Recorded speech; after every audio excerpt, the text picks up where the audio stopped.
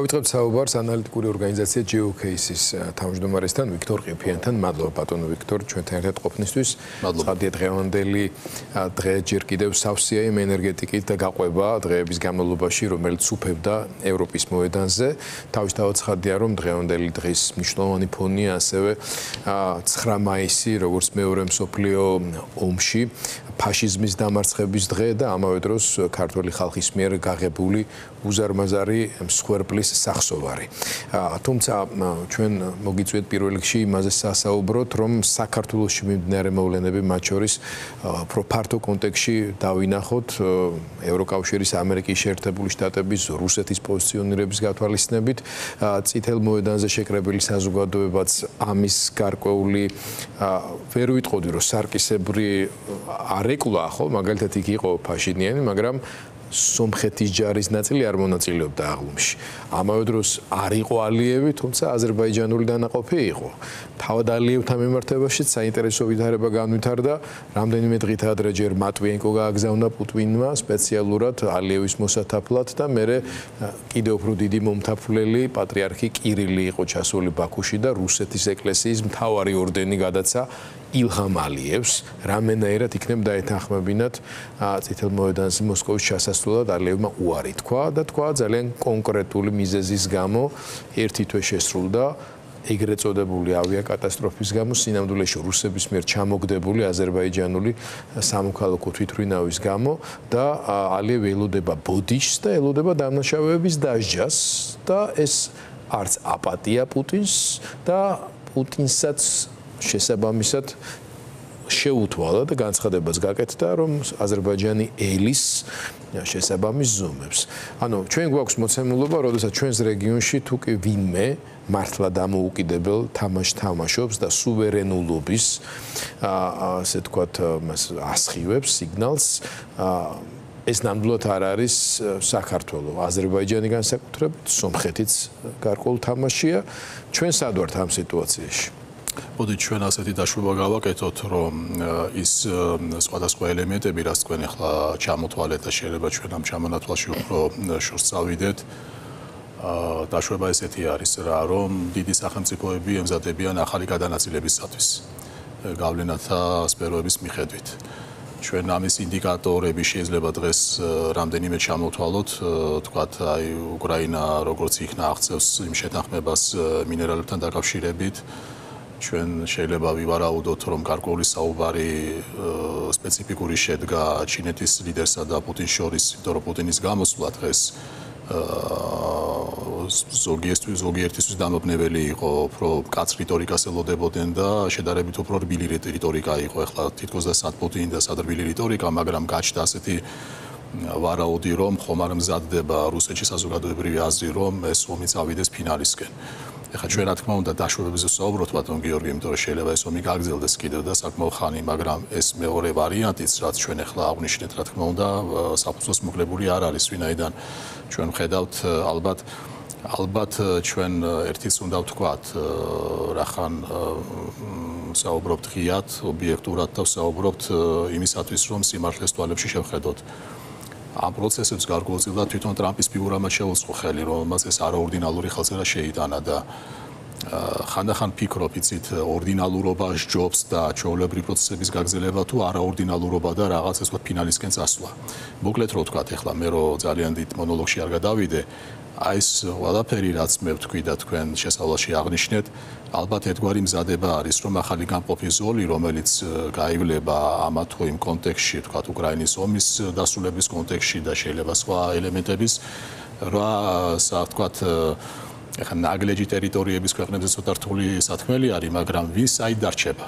და შესაბამისად შეიძლება ყველა ქვეყანას ამისოთ ამზადებს გარკვეულ ნიადაგს. ახლა ძირითადი მოთამაშეები არიან ამერიკის შეერთებული შტატები, ჩინეთი, მაგრამ რუსეთის რჩება. შეგვიძლია თქვა ბატონო რჩება რეგიონულ განზომილებაში იმ მოთამაშეთ, რომლის ფაქტორი კარგახანია. ეს მოედანი და დღეწლევანდელი 9 მაისი შეიძლება ჩავთვალოთ, რომ იყო თავად პუტინის მცდელობა, როგორც მე სტრატეგიულ პარტნიორებისთვის, როგორც არის ჩინეთი, ახლა პირიქით ვინ ვისი უმცროსი პარტნიორია, აქ უკვე ყველაფერი გარკვეულია, მაგრამ თავისი წიწილებისთვის რომ მოეყარა თავი წითელ მოედანზე, ხო?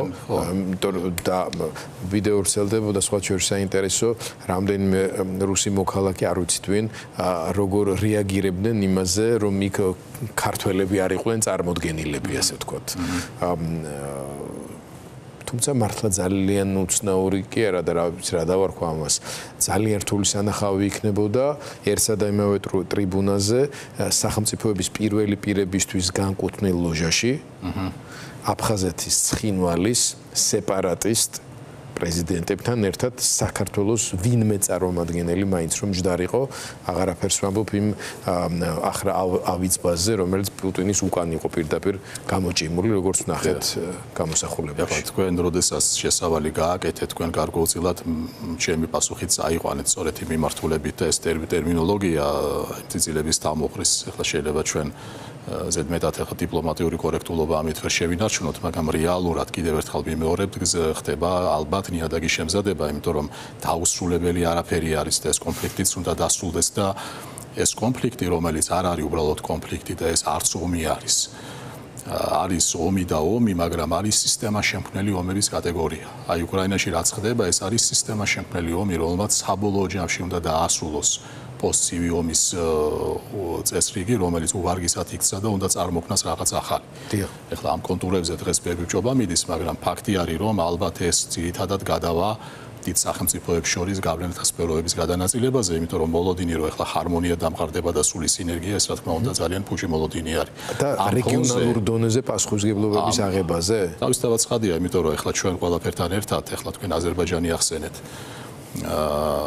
ეხლა ცოტათი ოდნავ რო ჩავშალოთ თემა და მე ქართულ საკითხებს რო გადავიდეთ და დავინახოთ რაოდენ სავალალო არის ჩვენ მდგომარეობა ამ კონტექსტში და ამ ფონზე. ეხლა აზერბაიჯანის დამოკიდებულება ეს ბოლო პერიოდი თქვენ ეხლა რუს ავიაციის ინციდენტი ახსენეთ, მაგრამ ჩვენ სხვა ელემენტებიც უნდა გავიხსენოთ, ხო? აზერბაიჯანი ცვლის გარკვეულწილად თავის სახდენს და ეს შუშის დეკლარაცია, რომელიც მას თურქეთთან აქვს გაფორმებული, ეს ფაქტიურად ნატოს მეხუთე მუხლის სტოლფასი არის. ეს არის აბსოლუტურად თვისობრივად სხვა სახის ურთიერთობა. გარდა მაგისა, ბოლო ტენდენციების მიხედვით და მე პირადად ვქონდა საშუალება მაგაში დარწმუნებულიყავი ერთი თვის წინ, როდესაც ბაქოში გარკვეულ ჯგუფთან ერთად შევხვდით პრეზიდენტ ალიევს, აზერბაიჯანი არ მალავს დღეს, რომ რეგიონში მისი ხმის გარეშე საკითხი არ გადაწყდება და არათუ სამხრეთ კავკასიაზე არის საუბარი ამ შემთხვევაში, არამედ თურქულ ნორმალ სახელმწიფოთა ორგანიზაციაში. ასე რომ ირანის პრეზიდენტი იყო ჩასული, რომელიც ეთნიკური აზერბაიჯანელია, აზერბაიჯანულ ენაზე ცნობილი აზერბაიჯანელი მგოსნის ციტატებიც კი წაიკითხა, იმის გათვალისწინებით, რომ საკმაოდ დაძაბული იყო მანამდე ურთიერთობა აზერბაიჯანსა და ირანს შორის ომის გამო და ჩვენ გვახსოვს 100,000-იანი კონტინგენტიც, რომელიც ირანმა მიიყვანა აზერბაიჯანის საზღვართან საკმაოდ ახლოს. ამავე დროს ნეთანიაჰუს ვიზიტი იგეგმებოდა სწორედ ბაქოში და დროებით გადაიდო, თუმცა ეს ვიზიტი აუცილებლად განხორციელდება. ერდოგანი აპირებს ჩასვლას ბაქოში და ამის შემდეგ იგეგმება უკვე ერდოგანისა და ტრამპის ერთ-ერთზე შეხვედრა.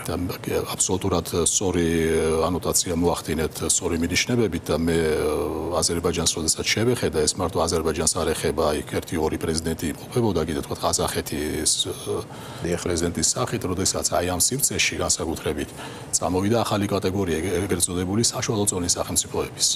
ანუ ჩვენს მეზობელს აზერბაიჯანს უკვე მცირე ან კომპაქტურ ქვეყანათაც ვერ მოიხსენიებთ და ეხლა ჯერჯერობით ალბათ შეიძლება ამ ქვეყნების გადმოსახედიდან რეგიონულ ჰეგემონიაზე საუბარი ზედმეტი არის, მაგრამ მათი პოზიციონირება უკვე არის სადღაც აი საშუალო დიდსა და მცირე შორის. ფაქტია, რომ ჩვენ არა უბრალოდ სუვერენობა გვაქვს დაკარგული, სპადონქტორ, არამედ არა უბრალოდ პასიურ მდგომარეობაში ვართ, არამედ манипуლირებულ მდგომარეობაში ვართ. ჩვენს მეზობლებს ყველას აზერბაიჯანის სომხეთს წარმატებას უსურვებთ და ძლიერი სამხრეთ კავკასია მშვიდობიანი სტაბილური გვჭირდება ყველას, რა თქმა უნდა, მაგრამ არც თუ ისე სასიამოვნო საყურებელია ჩვენი ქვეყანა, რომელიც ყოველთვის ფლობდა ინიციატივას სამხრეთ კავკასიაში, მთლიანად კარგავს ამ ინიციატივას და რაღაცა მოჩანჩალე გაურკვეველ ტერიტორიულ სუბიექტად ხალიფდება. იგი ჩვენ რეალურად საგარეო პლანზე ჩვენი პასიურობის კომპენსაციას ვახდენთ ქვეყნის შიგნით საკუთარ მოსახლეობაზე დეзинფორმაციული ომით. აი ამ ნაწილზე გადავიდეთ. ამით ვქნით ჩვენ ახლა მე მესმის რომ შეიძლება ჩვენ სასწავლებრივი შედეგი გარე ფრონტზე ვერ მოვახდინოთ, იმიტომ რომ ყოველთვის ვამბობ, რომ ნებისმიერი ქვეყნის შესაძლებლობები განისაზღვრება გეოგრაფიით და ჩვენი გეოგრაფიიდან სწორედ გამომდინარეობს ორი მთავარი კრიტერიუმი, ერთი არის შეზღუდვები და მეორე შესაძლებლობები. ახლა ამ თანაფარდობის, ასე ვთქვათ, მეტნაკლებად გადახრა შესაძლებლობებისაკენ ყოველთვის შეიძლება აქტიური პოლიტიკის შედეგად, მაგრამ ჩვენ ვიცით ამის კონტექსტი როგორი არის და რეალურად ეს დეзинფორმაციული ომი, რომელიც რეალურად წარმოებს არა ქვეყნის გარედან საქართველოს მოსახლეობაზე, არამედ ქვეყნის შინიდან საკუთრივ საქართველოს მოსახლეობაზე, ახლა ჩვენ ხშირად მოვისმენთ ასეთ შეფასებებს, რომ მყარად ორ ფეხზე დგომა და ასე შემდეგ, ჩემი აზრით, იცით, რასაც ჩვენ ვხედავთ, მე დროთა განმავლობაში ვერიდებოდი უფრო მწვავე შეფასებებს, მაგრამ დღეს ფაქტიურად ეს იმდენად პასიური პოლიტიკური სისტემაც არ არის, იმდენად უფუნქციო პოლიტიკური სისტემაც არ არის, რამდენად დასნეულებული პოლიტიკური სისტემა არის. ალბათ ჩვენ ასეთ შეგვიძლია ვთქვათ, რომელმაც აი ქმედუნარიანობის შერაცხადობის, აი ახლა უფრო მწვავე შეიძლება სიტყვა მომაფიქრდა, მაგრამ მე ამ სიტყვის ხსენებით არანაირი, ასე ვთქვათ, საგანგებო დრამატიზმი შეტანა არ მინდა, ეს არის შეურაცხადობა აბსოლუტური და ჩემი აზრით ახლა თუ ჩვენ შერაცხადობის ხალისს შევადარებთ, ალბათ დონ კიხოტის ცნობილ ნაწარმოებში, რომელიც იმ წისქვილებს ემზოდა, გაცილებით უფრო შერაცხადობით გამოირჩეოდა, ვიდრე რასაც ჩვენ ვხედავთ ამ პოლიტიკურ. მით უმეტეს ზიმღირებულებები დღესაც იბრძოდა. ეს ყველაფერი კიდევ ერთხელ ვიმეორებ. ორმა გადასანანი არის თუ ჩვენ აი ქვეყნის გარეთ გაავალთ ისე დავინახავთ გარედან ჩვენში მიმდინარე პროცესებს შევაფასებთ ის რაც ხდება ქვეყნის გარეთ არა მარტო გეოპოლიტიკური გადალაგების კუთხით არამედ ჩვენ კიდევ ერთი ელემენტი უნდა ვახსენოთ რა ხდება ინოვაციებში რა ხდება ტექნოლოგიებში რა ხდება ეკონომიკური აზრის მობილურობის კუთხით მე სხვა შორის სხვადასხვა გამოსვლებისას რაც შეიძლება იშვიათად ვიყენებ სიტყვა დემოკრატიას არა იმიტომ რომ ეს ცუდი რამ არის ჩემთვის უფრო მნიშვნელოვანი არის, როცა ჩვენ სახელმწიფოზე ვსაუბრობთ კონკურენტუნარიანობა, მობილურობა. აი ჩვენ თუ კონკურენტუნარიანობა შევხედავთ, ჩვენი კონკურენტუნარიანობის კუთხით, რა თქმა უნდა, ჩვენ არა მარტო სამხედრო ელემენტზე უნდა ვიფიქროთ, არა მარტო პოლიტიკურ ელემენტზე უნდა ვიფიქროთ, არამედ რამდენად რესურსული ვართ ჩვენ იმ კონკურენციას გაუძლოთ, რაც დღეს მიმდინარეობს და რაც ხვალ უფრო მძაფრი რა ხდება. თუმცა დამეთანხმებით ბატონო ვიქტორ, რომ მათ შორის ამ ტიპის კონკურენტიანობის შინაარსს წარმოადგენს დემოკრატიის აუცილებლობა საქართველოში, იმიტომ რომ ის რაც ჩვენ გვჭირდება, ანუ განვითარებული თანამედროვე დასავლური ცივილიზაციისაგან თანამედროვე ტექნოლოგიები, გამოცდილება, განათლება, მათი თანამონაწილეობა, მართვის ელემენტები შემოტანაში და ასე შემდეგ, ეს ყველაფერი, ამას ჩვენ ყველაფერს აქამდე ვიზიდავდით, იმით რომ ვიყავით მთავარი აგენტები დემოკრატიისა. ეს სიტყვა აგენტი დღეს ერთმნიშვნელოვნად ნეგატიურ კონოტაციაში გამოიყენება, ხელისუფლება აგენტები, აგენტებს ვერზი და ასე შემდეგ, რატო? იმიტომ რომ იმ ძველ საბჭოურ წარსულთან ამისი გაიგივება მოხდეს, მაგრამ ერთი მცირე ფრაზით რომ შემოვიდე და მაპატიეთ რომ გაწყვეტინებთ, ესე იგი მიუხედავად იმისა, რაოდენ ჰიბრიდული არ არის გარეთ მიმდინარე პოლიტიკური პროცესი, ჩვენ და საბედნიეროდ და ჩვენ და საუბედუროდ ვართ უარჩევანო არჩევანის წინაშე. ან ჩვენ ვიქნებით ღია საზოგადოება, ან ჩვენ ვიქნებით მერიტოკრატიაზე დაფუძნებული საზოგადოება, ან ჩვენ ვიქნებით ინკლუზიური საზოგადოება, ან ჩვენ ვიქნებით სამართლის უზენაესობაზე და დემოკრატიაზე, როგორც თქვენ თქვით, ან ჩვენ სანახევროდ ვერ ვიქნებით. ჩვენთვის ასეთი არჩევანი, რომ ჩვენ სანახევროდ ვიყოთ არ ვართ. ამიტომ ჩვენთვის დამასა გაცილებით უფრო მაღლა არის საწეული ამ შემთხვევაში ვიმეორებ, ეს შეიძლება მეტი გაცილებით წნეხიც არის ჩვენთვის, მაგრამ ამავე დროს რესურსი არის განვითარებისა და აი ხა თქვენ როდესაც ბრძანეთ, ხო, რა შეიძლება თავი მოიწონოს ურესურსო ქვეყანა. ეხლა ურესურსობაზე საუბრისას ჩვენ საუბრობთ აი ცნობილ რესურსებზე, რაც გვახსენდება, ხო, თქვათ, მინერალური რესურსები, ან სამხედრო ძალა, ეს არის ჩვენი რბილი ძალა. აი რბილი ძალა, რითაც საქართველოს პოზიციონირებას ახდენდა. და იმის ეს თქვათ, აი აგენტის ფუნქციას, ეს უფრო ინგლისურად agency, ანუ შენი საკუთარი ხმა რო იქონიო, საერთაშორისო ურთიერთობებში ამით ყოველთვის ჩვენ ტრაბახობდით და დამსახურებულად, იმიტომ რომ ჩვენ ან შეიძლება ვიყოთ თავისუფლების ლაბორატორია, ჩვენ შეიძლება ვიყოთ ან თავისუფალი მეწარმეობის ლაბორატორია, ან თავისუფალი შემოქმედების ლაბორატორია, ან და სანახევროდ ჩვენ ვერ ვიქნებით. სანახევრო არჩევანი ჩვენთვის არ არსებობს. და ეს სრულიადაც არ ეწინააღმდეგება მშვიდობისა და სტაბილურობის იდეას. თავისთავად, ხო, იმიტომ რომ შინაგანად ფუნქციურად გამოფიტული სახელმწიფო მექანიზმი, რომელიც არ ასრულებს თავის მოვალეობებს, იქნება ეს ქვეყნის შიგნით ინსტიტუტების, დამოუკიდებელი ინსტიტუტების ფუნქციონირება, თუ ეს იქნება უსაფრთხოების გარანტიების შექმნა და ჩამოყალიბება, ვერც მოკლევადიან, ვერც საშუალებადიან და მით უმეტეს ვერც გრძელვადიან პერსპექტივაში ვერ შექმნის ამ ქვეყნის მშვიდობისა და უსაფრთხოების გარანტიებს. ზუსტად ამ კონტექსტშია საინტერესო ბოლო დინამიკა, რომელიც უკავშირდება უკრაინასთან და რუსეთთან მიმართებას, განსაკუთრებით ტრამპის ადმინისტრაციის დღეს გაკეთა განცხადებები ევროკავშირის ლიდერების დონეზე, რომ ისინი ელიან საბოლოო პასუხს 30 დღიან სამშვიდობო ცეცხლშეწყვეტის შეთანხმებაზე, რომელიც ტრამპის მიერ არის შეთავაზებული და ზელენსკის დადებითი პასუხი არის პუტინისგან 10 მაისისთვის. 3 დღიანი 9 მაისო ისედაც გამოაცხადა პუტინმა და თუ ეს ასე არ იქნებაო, ამას მე დარწმუნებული ვარ, რომ ევროკავშირის ლიდერები მხოლოდ თავის ინიციატივით ვერ იტყოდნენ, იმიტომ რომ განცხადებაში ნათქვამია, რომ ერთობლივი ახალი, უფრო მძლავრი სასანქციო რეჟიმი ამოქმედება რუსეთთან მიმართებაში ტრამპის ადმინისტრაციისა და ევროკავშირის და ბრიტანეთის ერთობლივი. ანუ ეს დინამიკაც უკვე იცვლება ამ შემთხვევაში. ჯი დეივენსის ის ცნობილი განცხადება, რომ მოთმინება ეწურება და პუტინმა იმაზე გაცილებით მეტი მოითხოვა, რის მოლოდინით შეიძლებოდა ვინმე საღად მოაზროვნეს ქონოდა, ეს ნიშნავს, რომ ეს ხაზი გადაიკვეთა და ეს ნიშნავს იმას, რომ უკრაინის მხარდაჭერასაც სხვა მასშტაბი და ფორმა იქნება მერცის მიერ უფლებამოსილების შედგომას და მის თქვათ პირველ განაცხადებს, რომელიც გაკეთდა ევროპის კონტინენტის დონეზე ტრაპთან საუბრის შემდეგ, ბევრ რამეს ცვლის. ხომ არ გეჩვენებათ, რომ საქართველოს მოქმედი რეჟიმი გაიჭედა რაღაც ერთ მოცემულობაში და მიუხედავად იმისა, რომ მანამდე ახერხებდა ლავირებას, ახლა უკვე საერთოდ ვეღარ რეაგირებს თუნდაც ამ ცვლილებებზე მისივე რაციონალური ინტერესებიდან გამომდინარე. თუ რას ელოდება, რისი იმედი აქვს? ან ეს ბოლოყრილობა, რომელიც ჩაატარეს და უსიტყვოდ წასული ივანიშვილი კობახიძეზე მთელი ვერტიკალის ჩამოკიდება, რა სიგნალი უნდა იყოს თუნდაც თავიანთი საყრდენებისთვის ქვეყნის შიგნით. თქვენ რამდენიმე საკითხს მოუყარეთ თავი თქვენ შეკითხვაში და მე ჯერ მშვიდობის თემით მინდა ძალიან მოკლეზე თქვა, ჩვენ კიდევ ერთხელ უნდა ვუთხრათ ჩვენს მსმენელებს ერთი რამ. მშვიდობის თანამედროვე გაგება არის გაცილებით უფრო ვრცელი და ფართო. მშვიდობა არ არის მხოლოდ ის კატეგორია, როდესაც თქვა ქვემეხები დუმან და საომარი მოქმედება არ წარმოებს. მშვიდობა მარტო გარე პერიმეტრზე არ იქმნება ქვეყნის პოზიციონირების, მშვიდობა არის მათ შორის ქვეყნის შიგნით სამართლიანობა და სოციალური თანასწორობა. ესეც მშვიდობის კომპონენტი არის და ამას ახლა მე ზედმეტი თეორიზირება რო არ მოვახდინო, გავყავართ აი დღეს თანამედროვე მეცნიერებაში ასეთი კატეგორია მშვიდობის ინტეგრალური ცნება, უსაფრთხოების ინტეგრალური ცნება. ეს კიდევ ერთხელ ვიმეორებ, არ არის მხოლოდ სამხედრო პოლიტიკური კომპონენტი, არამედ ეს არის სიცხადე ქვეყნის შიგნით. ეს არის გასაგები პროცესები, ეს არის ჩართულობა. ეს არის მოსახლეობის მხრიდან, ყოველი მოქალაქის მხრიდან განცდა, რომ ეს პროცესის თანამონაწილე არის.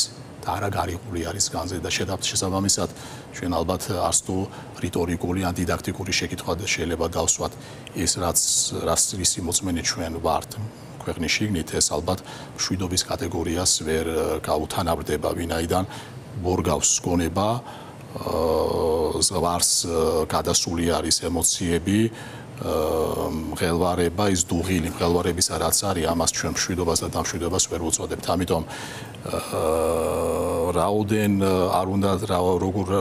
არ უნდა ცდილობდეს საქართველოს ამჟამინდელი ხელისუფლება სხვადასხვა პოლუსებს შორის მანევრირებას და მათთან გამოვაჭრების შედეგად იმ მშვიდობის უზრუნველყოფას თუ მან თავარი საწყისი მშვიდობის არ მიაღწია საკუთარ მოქალაქესთან ურთიერთგაგების და ქვეყნის შიგნით დამკვიდრების სხვა ნებისმიერი მცდელობა იქნება ფუჭი ასე რომ ეს ერთი ძალიან ესე ვთქვათ მნიშვნელოვანი ელემენტი რომელიც აი ამ დილემასთან დაკავშირებით თომით მშვიდობა ჩვენ უნდა განმარტოთ და მე კიდევ ერთხელ გულისხმეთით უნდა აღვნიშნო რომ წინასაარჩევნო კამპანიისას ოპოზიციამ სამწუხაროდ ეს თემა ან ვერ ჩაშალა ან არ ჩაშალა შეიძლება შეგნებულად გავიდა მაგრამ ნუ ყოველ შემთხვევაში დავჭით იქ სადაც დავჭით ეხლა რაც შეეხება მეორე ბოლო გადაწყვეტილებებს საკადროს იქნება ეს თუ სისტემის შიგნით საერთოდ ეხლა როდესაც თქვენ ევროპაზე საუბრობდით და საუბრის რაღაც მონაკვეთში მე ვთქვი რომ ჩვენ მქონდა უარჩევანი და დღესაც გვაქვს რომ ვიქნებით ან ასეთები ან საერთოდ ვერ ვიქნებით ჩემი აზრით ევროპაც ამ არჩევანის წინაშე დადგა რომ ის ის მიძინებული ვითარება, ის თითქოს და აი ნაბოძები გარანტირებული.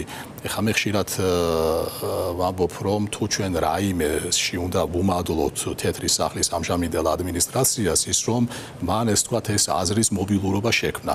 ეს აზრის მობილურობა შეიძლება მიდის აბსოლუტურად გაუგებარი, აბსოლუტურად წინამდებობრივი გზით, მაგრამ ამან ყოველ შემთხვევაში ამ მიდგომამ აი ტაბუ ახადა ბევრ დამყაყებულ და კლიშებ ჩამოყალიბებულ თემას. და შესაბამისად ევროპას გახდა ისეთი აღმოჩნდა ესეთი არჩევანის წინაშე, რომ ან ხელახლა უნდა დაიბადოს, თვითმარობა შეიძინოს და ამ თვითმარობის შეძენისას მას უკვე უფლება არ აქვს, გარდა ერთისა იყოს აქტიური, ეს უკრაინასთან მიმართებაში იქნება თუ ცეცხლთან და შესაბამისად შეიძლება ამანაც გამოიწვია ახალი ტალღის ლიდერების წამოსვლა. ახლა ჩვენ ქართულ სამთავრობო მედიაში განსაკუთრებით ხშირად ვიყავით მოწმენი მაკრონის დაცინვის, მაგრამ დღეს დასაცინის სამთავრობო მედიას უკვე სხვა ლიდერების გაუჩნდება, ხო? მერის სახით, ალბათ მერცის სახით და ეს შეიძლება ჩვენ ალბათ გარკვეულწილად იმ ნოსტალგიას შეიძლება მოვიგონოთ, როდესაც გახსოვდა მარგარეტ თეჩერი, კოლი და ასე შემდეგ, ანუ უფრო გაცილებით უფრო აქტიური ევროპა. ასე რომ ევროპამ რომ საკუთარი თავი იპოვოს, კიდევ ერთხელ ვიმეორებ, ის ხელახლა უნდა დაიბადოს. სხვათა შორის ევროპის ხელახლა დაბადებასთან დაკავშირებით ჩვენ კიდევ ერთხელ სინანულით უნდა აღვნიშნოთ ის, რომ აი ამ პროცესში ჩვენ არ მონაწილეობთ, იმიტომ რომ როგორც არასდროს ძველ ევროპას სჭირდება ახალი ევროპული სისხლი. უკრაინა დღეს ამაში მონაწილეობს მართალია ტრაგიკული მოვლენების გამოისობით, მაგრამ მონაწილე არის, ჩვენ განზე ვართ და ეს პოლონეთის ღონისძიება სწორედ ამას მიუთითებს. აი ესეთი არის albათ კიდევ ერთი თქვათ დიაგნოზი, რომელიც ჩვენ შეიძლება დავსვათ ამ მიმართულებით და კიდევ დაგისვათ მაგითხო, მაგრამ ეს თემა რო დავასრულოთ, ანუ იზოლირების ის ხარისხი, რომელიც ახლა ჩვენ გვაქვს, მკაფიობის ის ხარისხი, როდესაც როგორც ევროკავშირის უმაღლესი კომისრები წარმომადგენლები ღია ამბობენ, რომ გაჩერებულია თქვენმა მთავრობამვე გააჩერა და ეს რომ რაღაც საწყის წერტილს მაინც დაუბრუნდეთ, ჩამონათვალია საკითხების, რომელიც უნდა გადადგან და ამის საპირისპირო ჩვენ ვხედავთ კონვეირული წესით მიღებულ მათ შორის საკანონმდებლო ცვლილებებს, აღარაფერს პოლიტიკური რეპრესიების მასშტაბს და ხარისხს, რა ფონზეც უბრალოდ რომც უნდოდეს ვინმეს უბრალოდ ბიუროკრატიულ დონეზე თავის ტკივილის ოდნავ მაინც ჩაყუჩება, ხო, ციტრამონის დალევის დონეზე რა პრობლემის მოგვარება კი არა, უბრალოდ ვერ იზავს ამას, გამორიცხულია, ხო? მაგრამ ხალხს რაც აღელვებს. აი დღეს კიდევ მესამედ ვიმეორებ უკვე ამ გადაცემაში, ერთ-ერთი მთავარი გზავნილი რაც იყო, აი 10,000-ობით შეკრებილი საზოგადოებისა, რომელიც დღეს ევროპის მოედანზე შეკრებილი იყო, მიმართვა ევროპისადმი, რომ არ დაიღალოთ ჩვენს მოლოდინში. ანუ ჩვენ ხო ყველას გვაქვს სურგს უკან ამას ვფიქრობთ, რომ ჩვენ კი გვეწელება ეს ამბავი და ეს პირველ რიგში ამას ჩვენს ტყავზე ვგრძნობთ, ჩვენი პატიმრები იტანჯებიან, ჩვენი ნაცემი აქტივისტები სადარბაზოებთან ქალებს ხვდებიან, იქ უსწორდებიან ფიზიკურად, ქალი ჟურნალისტი მზიამაღლობელი ყოვლად სამარცხვინო და ღირსება დაკარგული ადამიანების მოქმედების მსხვერპლია, ხო? ამის ატანა ძალიან რთულია ყველაფრის, მაგრამ ავიტანთ, გადავლახავთ, შედეგსაც მივახცევთ, უბრალოდ ევროპის კარი არ დაიხუროს. ეს არის მთავარი მიმართვა. როგორ ფიქრობთ, ევროკავშირს სანამდე ეყოფა მოთმინება, სანამდე გაძლებს ეს მოლოდინი და თავადაც რა მასშტაბის კონტრიბუციისთვის არიან მზად, გარდა იმ სანქციებისა, რომ ამაში თავისი წვლილი შეიტანონ? კითხვის ფორმულირებას ალბათ შეიძლება ჩვენ შემდეგი როგორც თქვენ კითხვა ჩამოვაყალიბეთ, შემდეგი ლაიტმოტივი გამოვყოთ, მოთმინება და დრო და ვადა. და მოდით ახლა აი ამ ვადიანობის საკითხს ჩავებრაუჭოთ. ქართული ოცნების გადმოსახედიდან მეჩვენება, რომ ქართულმა ოცნებამ იმგვარად მოიქცია კუთხეში საკუთარი თავი, რომ მას არათუ საკუთარი თავის განახლების უნარი აღარ აქვს, არამედ რეალურად, როდესაც ჩვენ ვსაუბრობთ მის ურთიერთმიმართებაზე ევროკავშირთან და ევროპასთან, აი ეს არჩევანის წინაშე თვითონაც დადგა, იმიტომ რომ იმ პირობების შესრულება და ევროპულ გზაზე დადგომა პრაქტიკულად თითქმის ტოლფასი არის, რომ მან საკუთარ ძალაუფლებაზე და ხელისუფლებაზე უარი თქვას. ვინაიდან სხვა ვიმეორებ მანევრირების სივრცემას ამას უკავშირდება, მათ შორის აი ჩემს წინა კითხვის ბოლო ნაწილი იყო ზუსტად რა სყრილობაზე ვნახეთ, რა გადაწყვეტილებებიც იქნა მიღებული მარტო ერთი ვერტიკალ. ცხადია. ამას უკავშირდება. ხო, ასე რომ აღარ საკადრო რესურსია ამისი და აღარ ხო, მე ასე მეჩვენება, იმიტომ რომ ახლა ჩვენ ბოლო ცვლილებების ფონზეც რომ ვთქვათ და ცადო შეფასება მივცეთ, სიმართლე რო გითხრათ, აი მე რომ გითხოთ თქვენ კონკრეტულ საკადრო ცვლილებებზე, აი ვინ წავიდა და ვინ მოვიდა, მე მეგობრულად გეტყვით, რომ აქ დასაკომენტარებელის დიდად არაფერია. არსებითად ამინდი არ იცვლება, იმიტომ რომ სისტემა დაქვეითებული არის და მისი დეკადანსი ხდება ისე როგორც ხდება და ეს უკვე შემგარი ფაქტი არის, როგორც იურიდიულ პრაქტიკაში იტყვიან, ეს არის იურიდიული მნიშვნელობის ფაქტი, რომელსაც ვეღარ შეედავები. ამიტომ ესეთი არის ვითარება ქართული ოცნების მხრიდან, მაგრამ ვინაიდან ქართული ოცნება დღეს არის de facto ხელისუფლება.